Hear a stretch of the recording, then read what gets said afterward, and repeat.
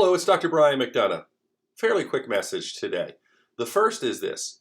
On Wednesday, March 24th, in the Philadelphia market, you can listen to KYW News Radio, but anywhere in the country, you can actually get your smart speaker and just ask for KYW News Radio. On March 24th, 9:30 to 10:30 p.m. Eastern, I'm answering questions for an hour about COVID, anything and everything. So if you want to listen and get that kind of information, it's helpful. I'd ask you to listen. And again, you can listen throughout the country and the world if you want to. It'll also be a podcast eventually, so it'll be out there. Just one more bit of information if you enjoy these reports. Today, I want to talk for a second about something that's important, and that is education about the vaccine. You know my take on these things. I believe when it comes to masks or vaccines, I think people need to make choices, and I'd like them to make intelligent choices. So my view is wear a mask to protect others and to get the vaccine.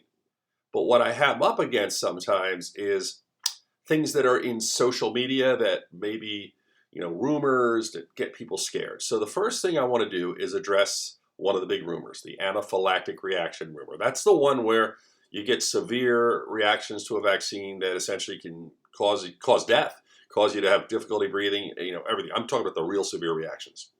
Well, they have looked at 55,000 healthcare workers who follow up on an app where they provide information on a regular basis. And what they found is that 2.5 per 10,000 had these anaphylactic reactions. Now, the anaphylactic reactions, enough that it caused someone on site to intervene. Now, they weren't near death, but you don't know how those things can go. So they intervene and they help. So 2.5 per 10,000, or 0.00025%. And all I want to tell you is that's the percentage. And then I look at 550,000 deaths in the United States. I just say, make your choice. Because remember, if you get the vaccine, it is extremely unlikely you will be hospitalized. In fact, it's unlikely you'll even get the virus, but you're going to be unlikely to be hospitalized. And more importantly, in infinitesimal chance, you're going to end up in an ICU because we have this layer of protection kind of making everyone like not superhuman, but able to fight off this virus much more effectively. So that's why I bring it up, make your choice. The other thing I want to talk about is a comment made by Dr. Paul Offit. Paul Offit is a researcher in vaccines at Children's Hospital of Philadelphia. And the longer you kick around in the medical and broadcasting business, the more people you meet. And I've been lucky enough to meet Paul Offit on several times.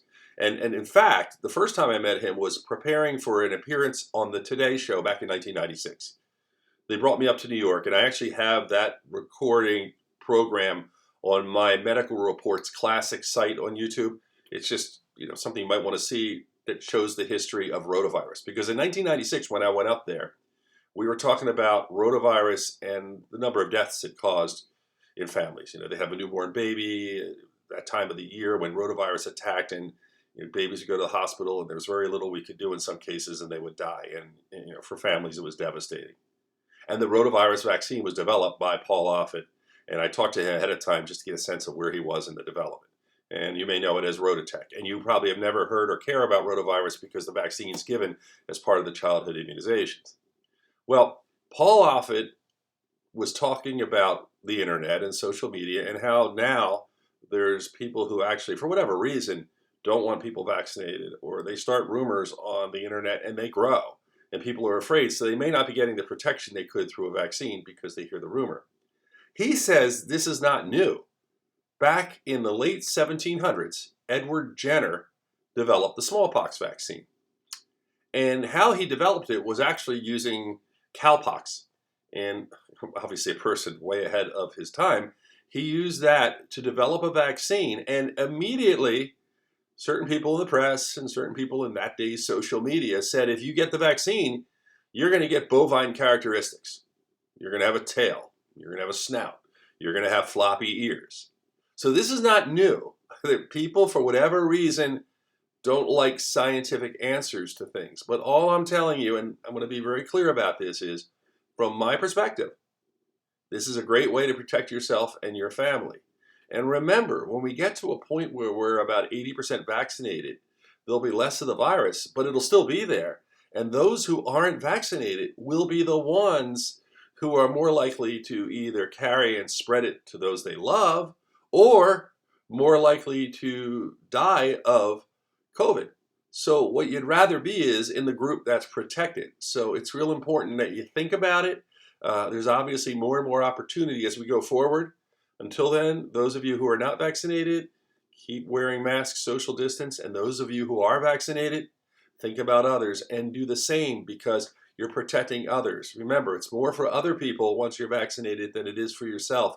And think about the others because if you were fortunate enough to get it, you want to make sure that you kind of give back to society and protect others.